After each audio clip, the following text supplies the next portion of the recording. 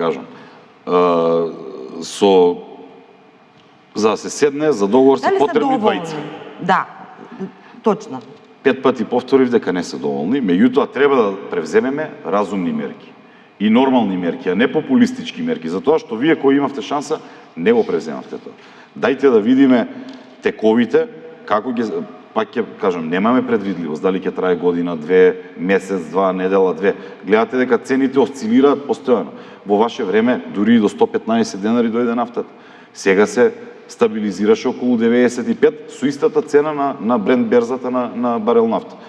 Добро, меѓутоа сето тоа имаше последици врз инфлацијата, која вивна, да речеме, најмногу во октомври. Сега сме вивна, апсолутно. Од март и тогаш почна, да. Тогаш почна исто во февруари. Значи последиците допрва ни доаѓаат, затоа прашувам, имаме ли фискална простори што ќе преземеме и затоа пак ќе кажам, треба да распоредиме и нашата енергија комплетно во текот на целата година. Ние сега ако почнеме со некакви мерки, ако се набилдаат цените после завршувањето на тие мерки со ограничени цени, а знаете дека многу често во Македонија нагоре одат... Еве конкретно кои мерки? Спомнавте за мрдување на маржи и што конкретно?